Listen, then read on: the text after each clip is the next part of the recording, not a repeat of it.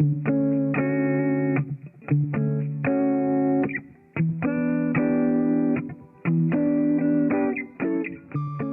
guys, welcome back to our 40-foot shipping container workshop build.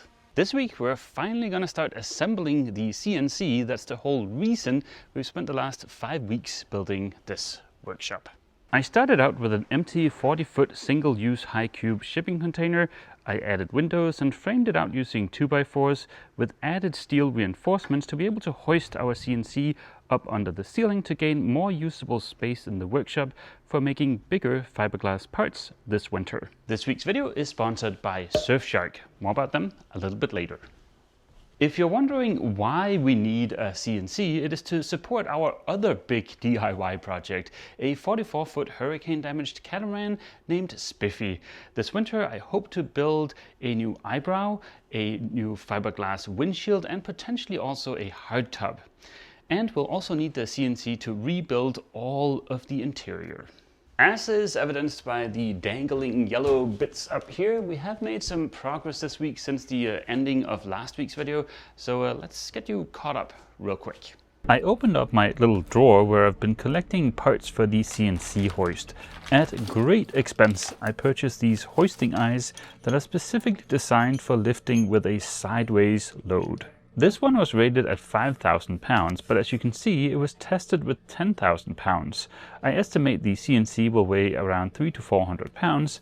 Now the other part of my hoist are designed to handle 2,000 pounds. That'll give me a safety factor of around 1 to 5 to 1 to 7 to help handle any dynamic loads. The first thing I installed were the two smaller hoisting eyes. These are rated at 2,500 pounds, and these will each handle 2 of the lines coming off of the CNC. I drilled a pair of half-inch holes in the 1/4-inch angle hiding above the ceiling and installed the 2 smaller hoisting eyes.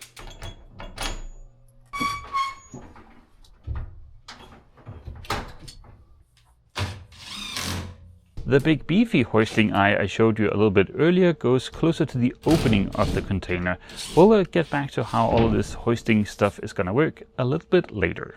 Here is our lovely CNC. It is a Shapeoko 5 Pro 4x4 version. We'll get back to why we chose the 4x4 version a little bit later. On top of it is some 80/20 extrusion. I've liberated all of the 80/20 stuff for the frame the CNC is going to be sitting on, and if you're not familiar with 80/20, it's these aluminum extrusions that you can bolt together in all kinds of fancy ways. And the reason I've chosen to use 80/20 for this is because we want to hoist the CNC up under the ceiling when it's not in use, and for that we need a relatively lightweight but also super rigid platform. Assembling the 80/20 contraption was surprisingly time-consuming, but very straightforward, as long as you don't end up forgetting to slide in a T-nut before bolting everything together. The T-nuts is how everything is bolted together. I figured it might be easier to thread those onto the bolts at my desk rather than on my knees on the floor. I don't know if this was a good decision. I think assembling the extrusion stuff is just a little bit fiddly, no matter the process you use. Getting the nuts, once they're threaded onto the bolt, to slide into the extrusion requires a little bit of wiggling and guidance, but it's either that or try and line up each of the T-nuts with the bolts inside of the extrusion, which is not super easy either, so potato, potato. With everything barely snugged up, I took a cross measurement to check that the frame was square. After a tiny little notch with Mr. Hammer, we were spot on. Now we know that the frame is square, or as close as I can get it with a tape measure, but we will still need to check for twist. I did that using the laser, and it turned out we were surprisingly close. All I needed to do was add a sawzall blade under one corner. With the frame square and flat, I tightened up all of the nuts and added the 2 lifting eyes to the front and the back of the frame. Surfshark, the sponsor of this week's video, is a virtual private network. What is that? Well, it can be a way for you to put your computer virtually in a different country, but it can also be a way for you to protect yourself when connecting to public Wi-Fi networks. There are several good reasons to use a VPN. Last week, Ava got back from spending the last few months in London with her sister and our niece. They use Surfshark every single day to stream their favorite TV shows. It's set up right on her Apple TV and it's super easy. Depending on the country you travel to, certain shows might not be available, or in some instances the entire streaming platform is unavailable. Max is an example of that in the UK. Thanks to Surfshark, our niece and Ava didn't have to be without their favorite TV shows. Surfshark is also fantastic for more serious purposes, like for instance when Ava and I were cruising in Europe and we had to help Ava's parents with their health insurance. That website, as with so many other government and healthcare websites, was only available within the US.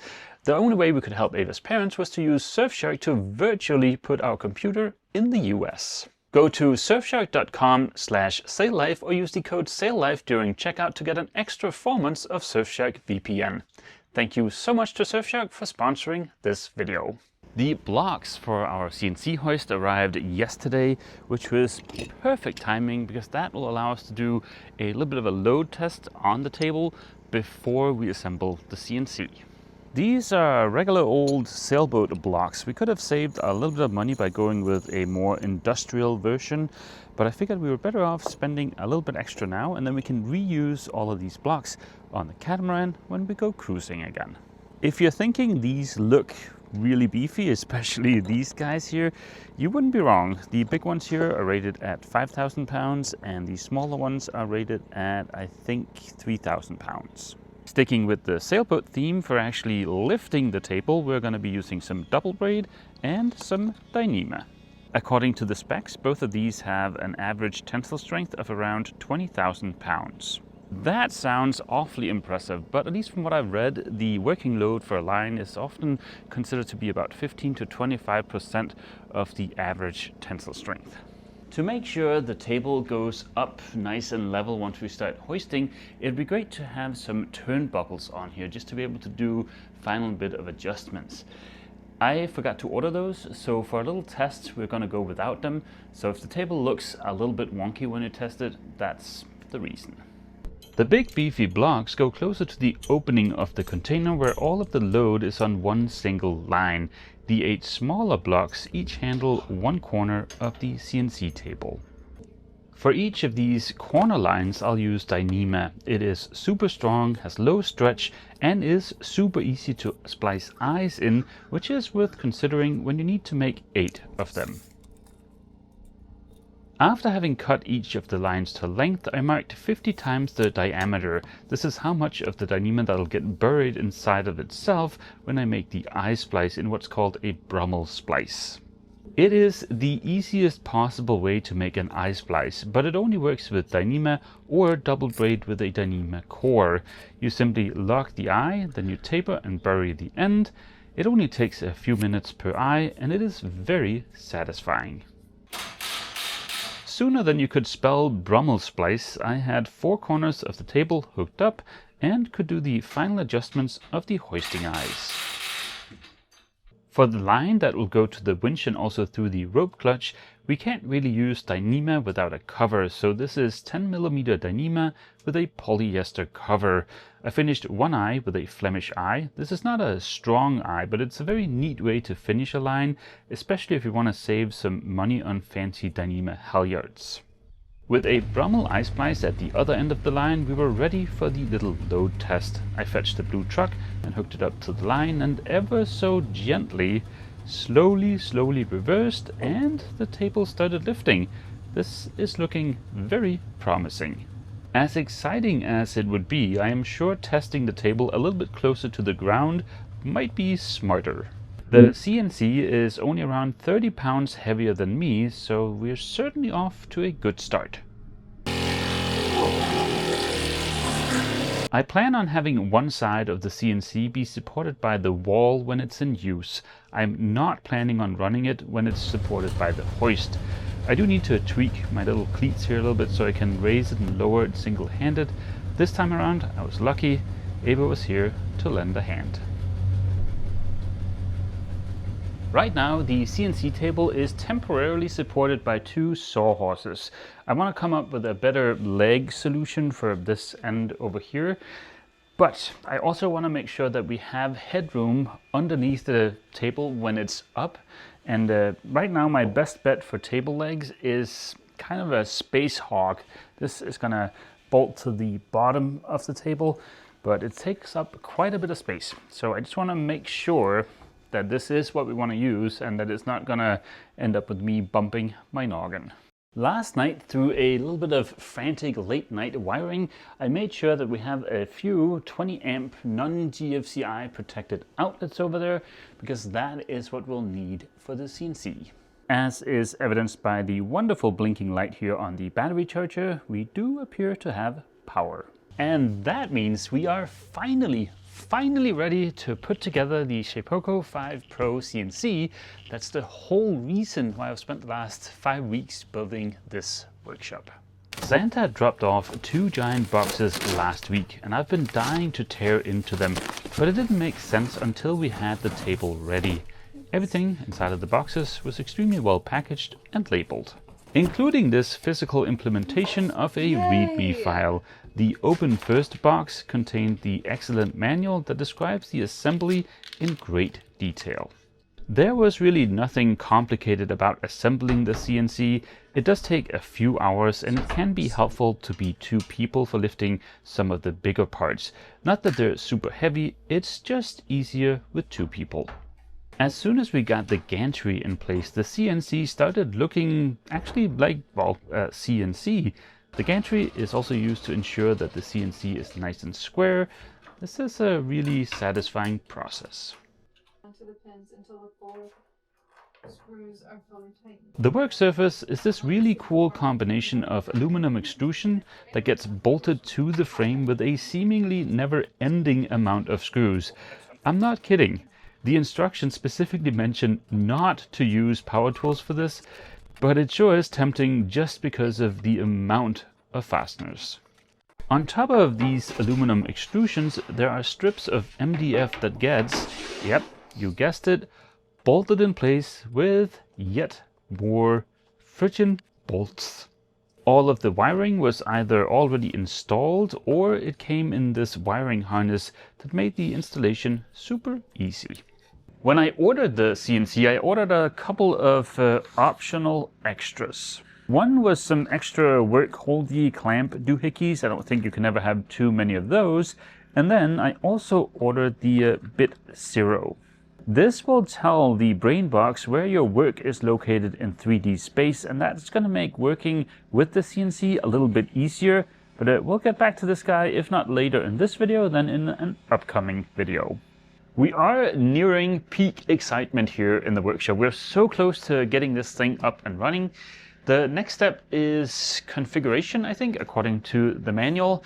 And we don't have internet here in the shipping container yet, so I've ducked up to the clubhouse and downloaded Carbide Motion, which is the software that we're going to use to control the CNC with ye old laptop.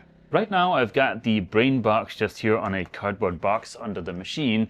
The plan is to mount it on the frame so it goes up and down with the machine, but I don't have the required T-nuts for that right now.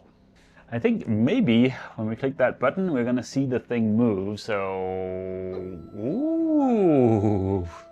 The next step is to enable or disable our bit setter, and the bit setter is this little guy over here, and we definitely want to enable that. So hopefully the spindle is going to stop right here. Let's just make sure we don't bump the laptop.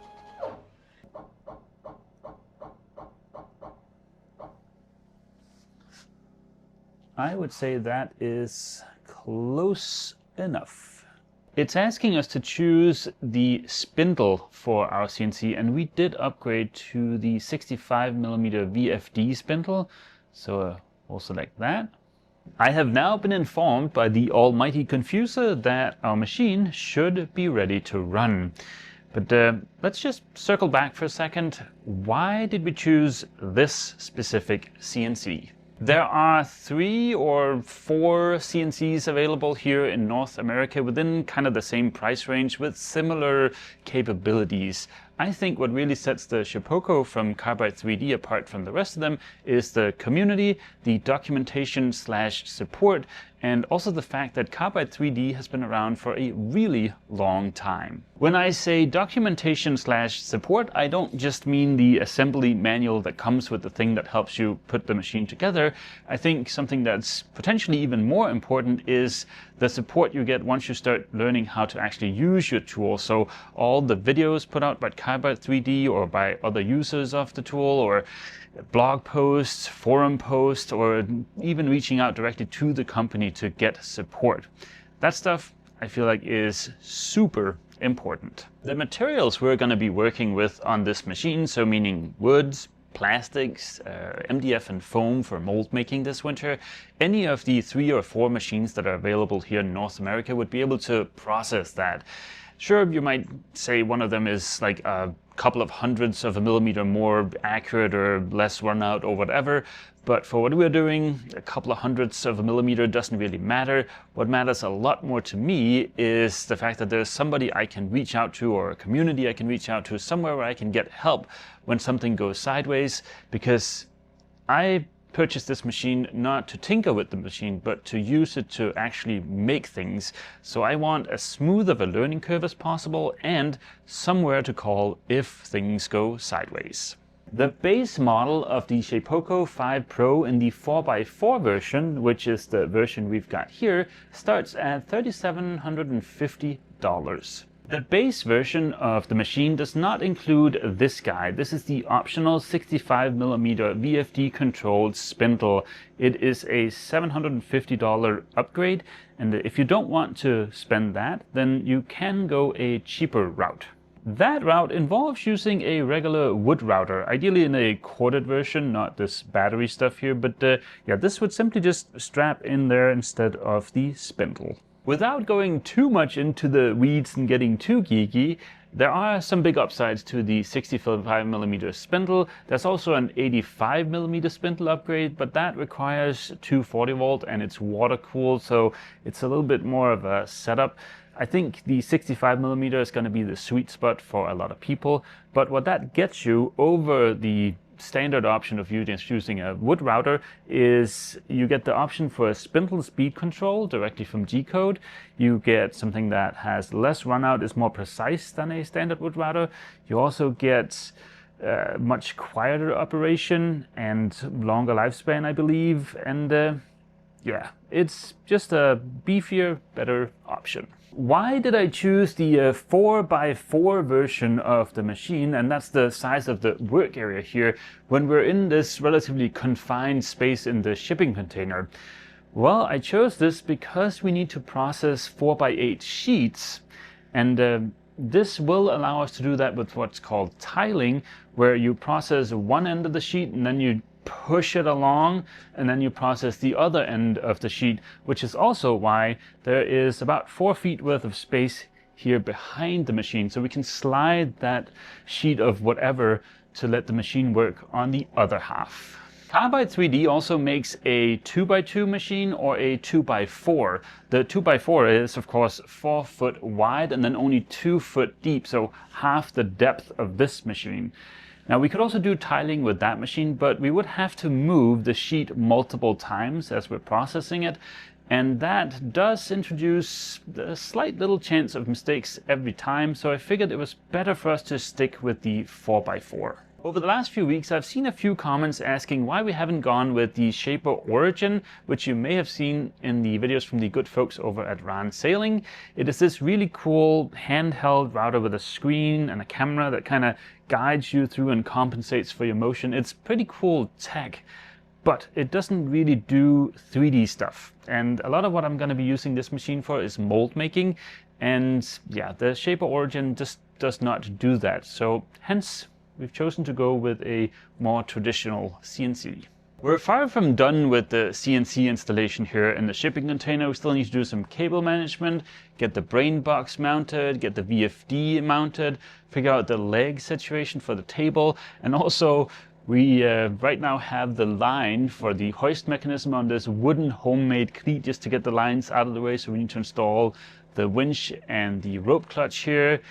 But I think right now, we are in a state where we can take the machine for its first spin. A good first step seems like it would be to put a tool or a bit here in the spindle. This is the emergency stop button. It is the easiest way to stop the machine if something goes wrong. With one hand firmly gripping said button, we set off. I designed a little square in Carbide 3D's Carbide Create software just so we had some kind of shape to cut out, but also so that we had something to measure accuracy on. I've been around CNCs or 3D printers working a fair number of times now, but it never gets old seeing a machine create something you have designed, even if it is just a boring old square. I'll need to find an old decrepit computer I can install permanently near the CNC to use for the software that controls the machine, but we'll get back to that next week. And just like that, Mr. Marvel Machine had finished his daunting task.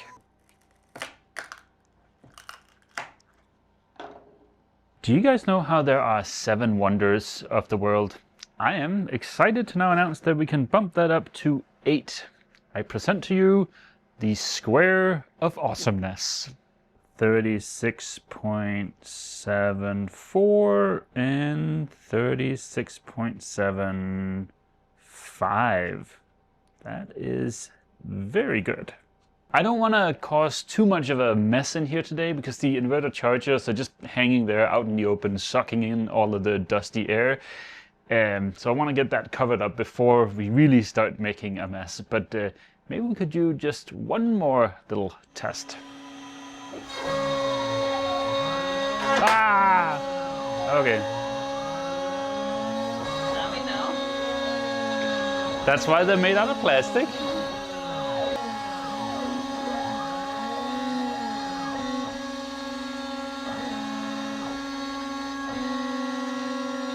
Well, we had our first little oopsie-daisy when we just barely kissed one of the work holding doodads, but that is why they're made out of plastic. And, you know, it's a part of the learning curve. But we can now present you with this, a wooden anchor.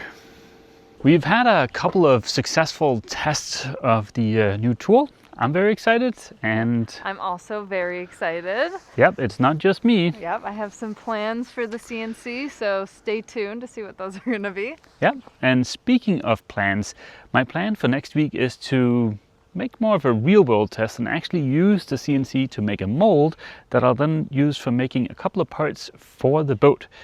There's going to be quite the learning curve, so it might fail horribly, but we'll take a stab at it and cross our fingers. On that hopeful note, we'll end this week's video here. And yeah, I hope to see all you guys back inside of the box and under the camera next week for yet more glorious DIY. As always, feel free to leave a comment down below, and don't forget, if you've enjoyed this video, Please remember to leave a like. see you! Yeah, baby! Got it. And before I forget, thank you so much to Surfshark for sponsoring this week's video.